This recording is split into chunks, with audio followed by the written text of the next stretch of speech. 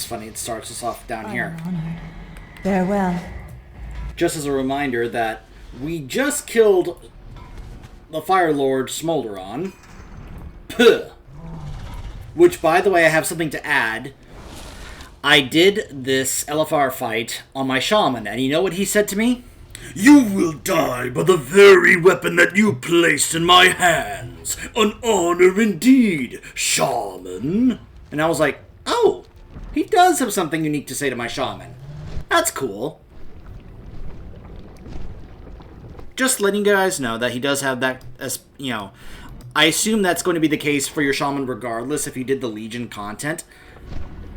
I'd like to think, though, that it's there because the game acknowledges that my shaman did do the Legion Order Hall campaign. So, we ride these drakes up to the bows of Amirdrasil, and this is where we find... Let me drop a feast for the group.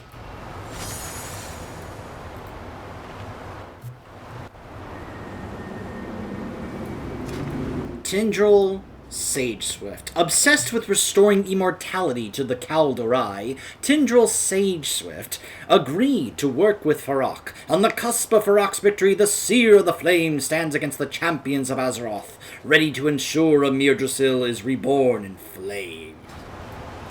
Welcome to what is going to go down in history as the most incredible, best fight of this raid. Based on what we saw, your usefulness has ended in the race to World First, because this is what ended up being the wall.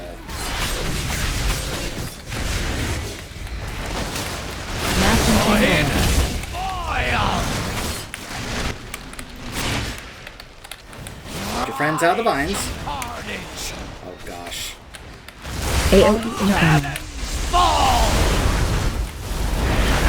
But yeah, if you ever want to see the full capabilities of not just a druid, but a druid of the flame, behold Tindral TSwift. This guy is insane. Target you. He is an incredible fight. Now this is just the LFR fight, so it's going to be obviously toned down. But holy mackerel, if you saw the Race to World First fight that Liquid and Echo had to go through on Mythic for this guy, my gosh. Like, this is why many of us have been like, dude, Malfurion, why do you just never do anything when we know you are much stronger than you show? Because seriously, look at how powerful this guy is. Now, yes, he is a Druid of the Flame, but still, the idea, to me, that this is a showcase of just how powerful a Druid can actually be. When he's not holding back, like Malfurion often does. So now here comes the part everyone got excited about, except those who are not into dragon riding, which is the announcement that Blizzard was like, we're going to finally incorporate dragon riding into a raid fight in this raid. To which many of us were like, oh my gosh. Because some of us thought, how is this going to ruin the fight? Because let's be honest, how many of us actually thought that, like, oh gosh, this is going to just fall flat on its face and just make everyone hate this fight because a number of people are just simply not going to be able to do it right or anything. However, that ends up not being the case. Now, we have somebody in our raid group who, she has an issue with heights, and she's not fond of dragon flying in general. Now, fortunately, there are ways around this, where it's not mandatory for everyone to fly through the green rings, even though it does help out the group, but it's not, like, crucial. Maybe it is in the Mythic fight, but I imagine here in LFR, and so far in our experience on normal, now, we haven't tried out this yet. We're going to be trying out this fight on Heroic later this week. Because we took down Smolderon, my guild, we are 7 of 9 in this raid on Heroic so far. We have not pulled TSwift on Heroic yet, we are planning on doing that this week. So I have yet to experience personally what this fight is like on Heroic. Target you. But I will this week later. Phase change. Push back in. But just on normal, this fight is like, whew. The first time we were trying to get through this fight, So you'll see, like, we have to get those feathers so we can be able to actually use our dragon riding mounts, and then we have to fly through the green circles. I apologize for the stuff on the screen. This is courtesy of the liquid weak aura that they were using. I'm sure there are ways to move this around on the screen to make it where it's not right in my face, but I have not learned how to do that yet, so I'm just kind of having it on my screen just because it's recommended. Phase 3. Especially by our raid leader.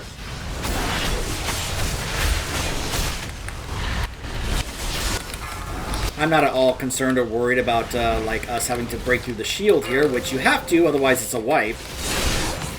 But just so you guys are aware, if in case you're curious, you can see on the bottom right there, last night I was able to hit my 2500 for this season, and I am now 476. So yeah, I'm pretty happy about that. Pretty proud of myself for being able to pull that off, along with the help of numerous guildmates for helping me out with keys and such. Thank you very much, my friends, for that. Appreciate it.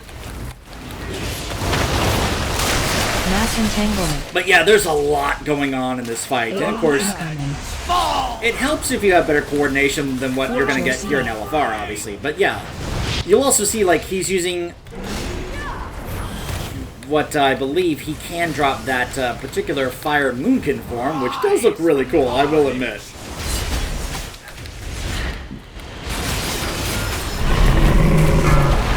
Like, if you ever also look at that, a fire tree, seriously, Blizzard, let us have these forms, like all of them. Let us go crazy with our druid forms. Like, this kind of stuff looks awesome. This is the kind of stuff that makes me go, man, this makes me want to just start maining a druid from now on, because TSwift just makes them look so strong, you know? AoE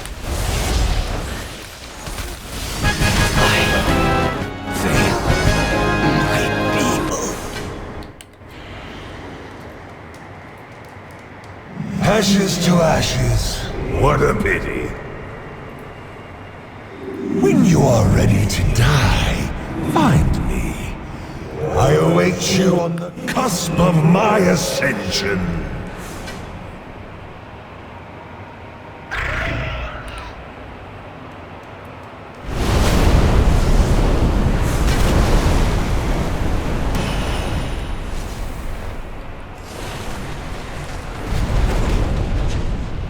Now it's time for the final battle with Fyrakk. My brother abandoned me. My sister betrayed me. But I didn't need them. I don't need anyone. My time has come. Azeroth will be reborn in flame! And you will be the first to burn! I'm a little amused that it's just me there in the cutscene. Though I would have liked it that if they're going to play that up, that it's like our character taking him on to save Amirdrasil and Azeroth. Add the animation of us drawing our weapon like we're like ready to take him on, like, I got this. Let's go.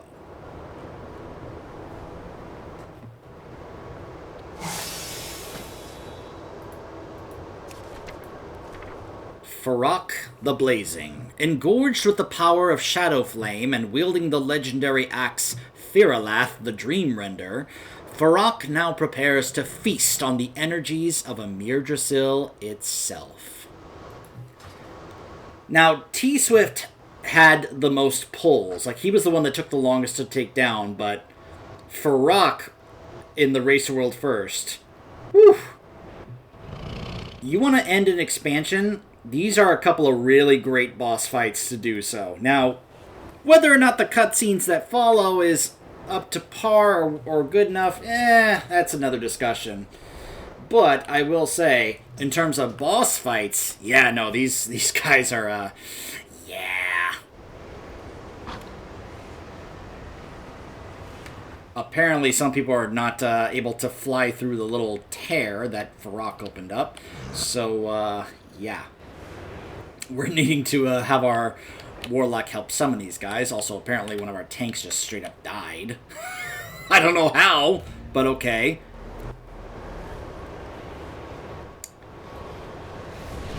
Anyways.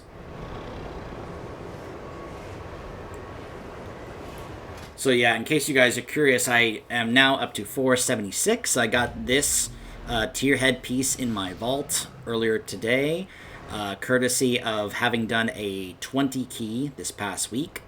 And so I was also able to have enough aspect crest to get these foot wraps up to 486. Still have not gotten the Warglaive from the Dawn of the Infinite. I do have this fist weapon up to 483. That's nice. But, yeah.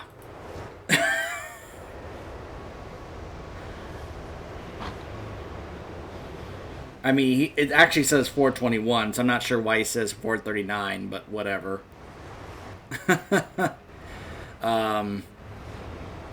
Well, my guess is that's dependent on our group size. So, I'm guessing that because we have this full group here for LFR, that, yeah. Alright, so everyone's here, so I think we are about to go ahead and, yeah, see the raid size. Yeah, he's realizing, oh yeah, that's right, the raid size changes the health. So, yeah. Obviously, they do a heroic raid group with a smaller group size.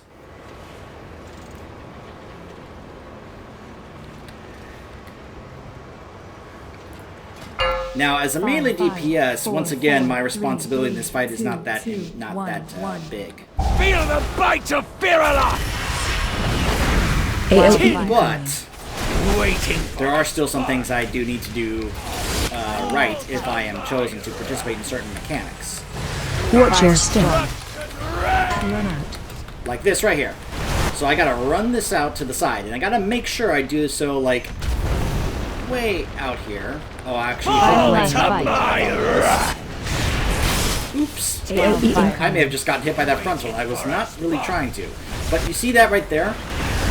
So those are going to keep moving back this way. If those reach those roots there, we wipe. It's an instant wipe because it basically refers to in the journal that this means that, oh, now we got to run back away, all the way back over here, though apparently we ran that way. It's always interesting seeing different strats that other groups do compared to what we normally do in our own raid group. We run to the back over there, but apparently this guy decides to run over here. I'm not sure why. Wasted effort, maggots. Alright, so we've made him phase. So now he's gonna... right there. So now we get to a burn phase here, or rather a DPS phase, where he's going to try to corrupt Amir Dracil, and he gets this big shield. We have to take down this shield, and we also got to make sure these orbs don't touch him, otherwise it's a wipe.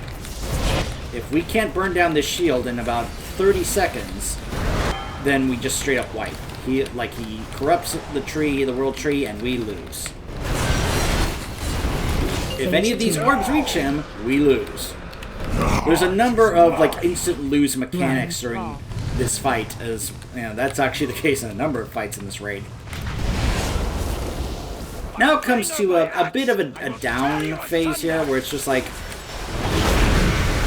there will be a certain point where it's just going to automatically phase, but usually you want to phase with as little health as possible to give yourself the best chance. This is another fight also where the healers have more to heal than just the raid size. You see those NPCs right there?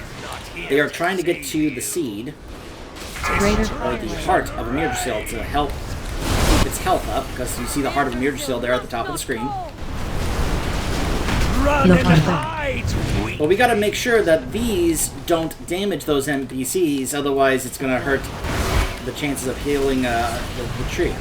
You'll also see that our aspect friends are here, trying to help us out in this fight, though they're not really doing anything. They're just kind of, they're not giving us any buffs or anything, they're just kind of here.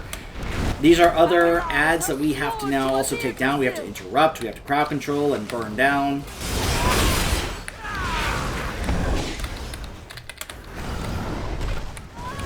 You'll hear some voice acting from the spirits of the Kaldarai, as well as from our aspect friends over here.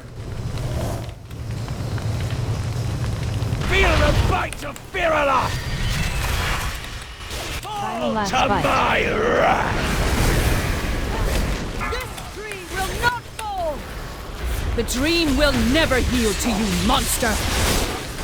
Final last fight. Your last moments will be a nightmare!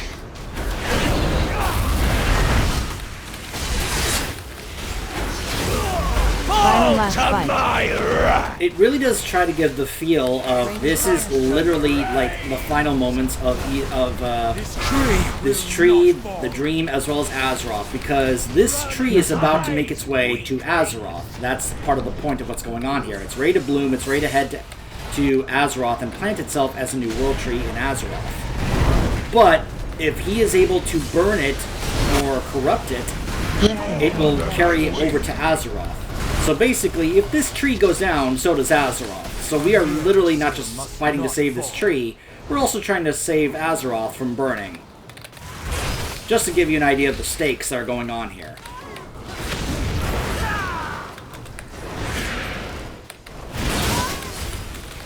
Run. Feel the bite of Fyrakk! I like how he jumps straight to whoever he has the aggro on, like the tank. It is cool, though, that the spirits of the Kaldurai who gave themselves to make this tree Final last fight. are, like, yelling back at him about, like, how this tree will not fall. I'm sorry I'm talking over also the dialogue of the aspects in Fyrakk. I'm sorry, I'm just trying to explain what's going on here. But you probably caught there that Electros is like, Amir Shield's under my protection. He's like, well, how did your protection work out for your children? Like, every time one of them has something to say to Fyrakk, he has a comeback. So I will say, it's, you know, it's pretty cool that Fyrakk always has some kind of response. So now we get to the last phase here. Now this is going to work a little bit similar to Larodar. We're about to have these things right here. These are seeds of the tree. These are crucial to us surviving this fight.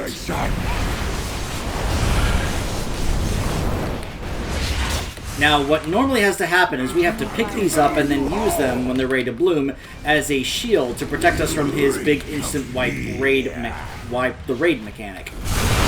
Similar to Larodar. Now, I don't know if this is actually going to work out because it looks like nobody's really picking this up. I'm like, did anyone pick it up?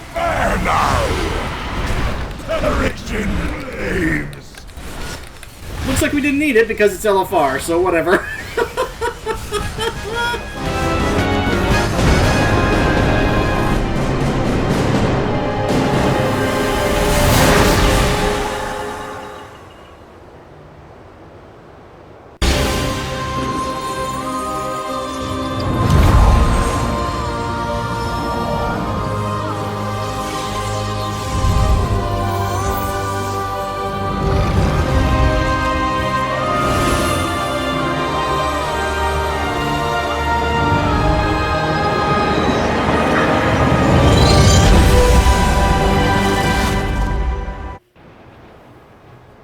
Alexstrasza, what has happened? Something unexpected.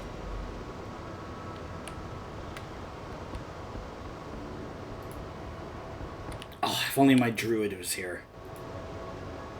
Oh, and there's the tank trinket. Gosh, I wish my druid was here. 2 curios. 3 curios.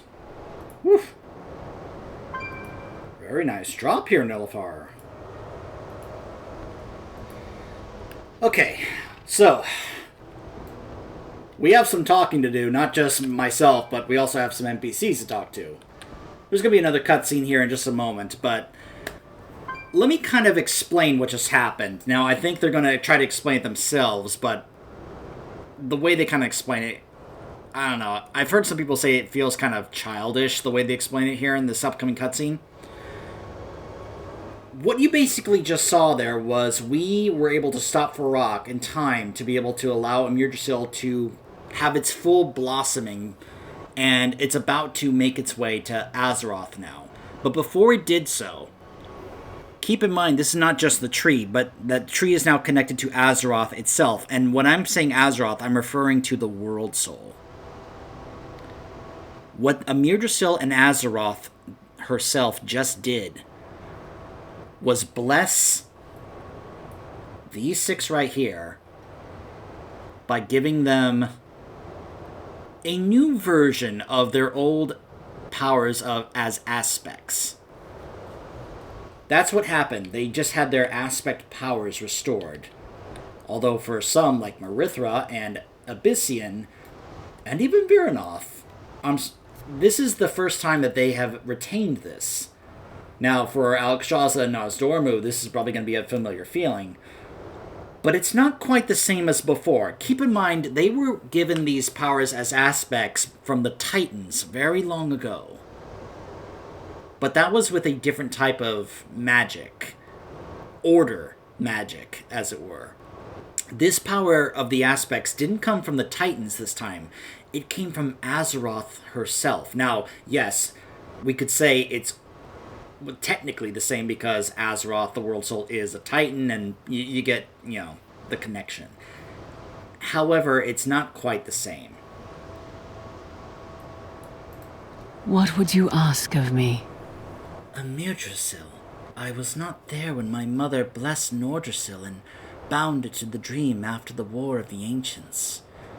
To witness this moment is blessing enough, but to receive the gift of the world, my friend, I cannot thank you enough. This would not have been possible without you. Rest well. It's good to see you again. It felt like I had my aspectral powers for only a breath or two before we gave them without reservation to stop Deathwing's destructive onslaught. I scarcely missed them. How could I?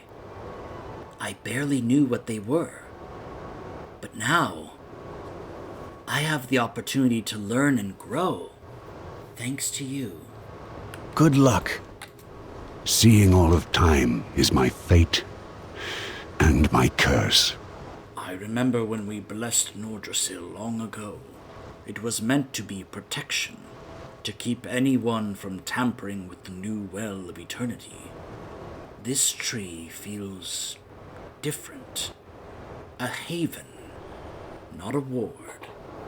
I am glad I survived to see it bloom. The future will unfold as it was meant to. I do not celebrate the loss of life, but Fyrakk could not be allowed to continue the legacy of Shadowflame's destruction. He was too far gone to save. Strange, though.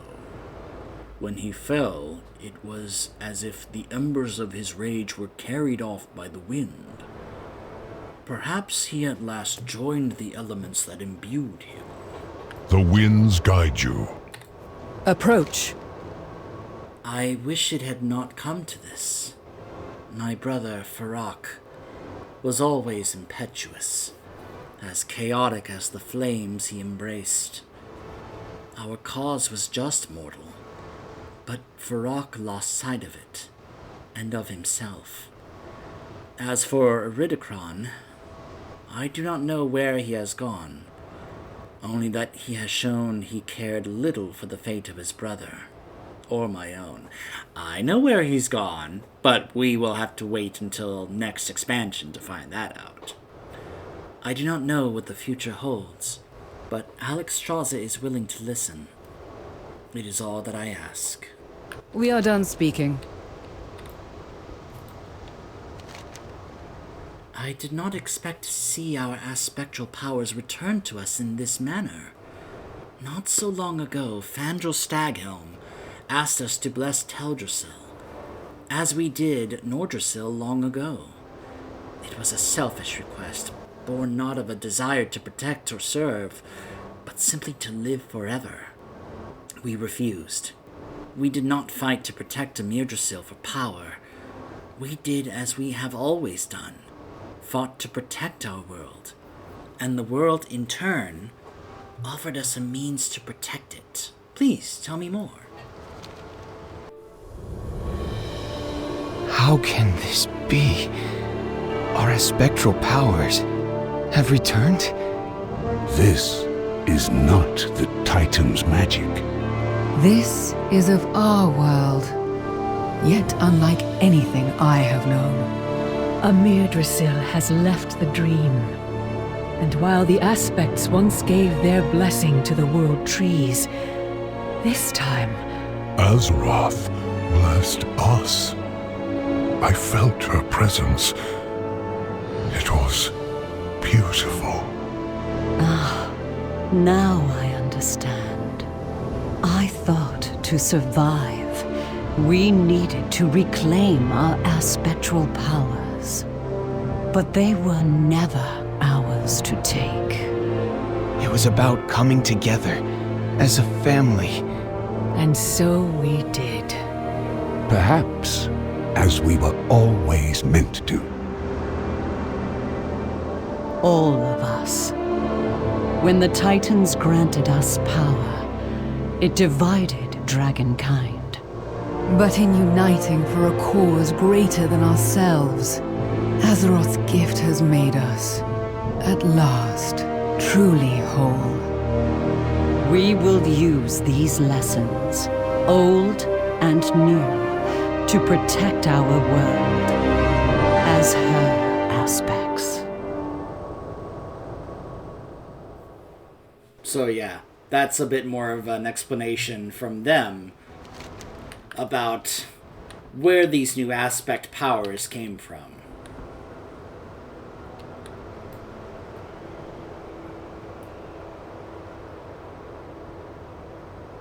We started this expansion with one of these incarnates, with Razageth, and we end the expansion with another. Another has gone off to perhaps work alongside a future enemy, but yet a familiar face as well.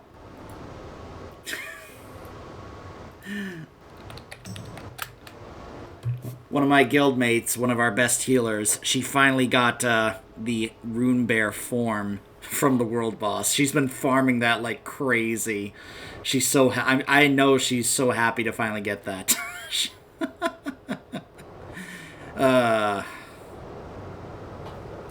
Grats, Destiny, grats. But yeah, like Maritha just said, Yggdrasil has now left the dream and made its way to Azeroth. Where? Well, you guys will see that in the next part, because I already recorded ahead of time the finale of the quest line of us having to kill Fyrakk and save Yggdrasil.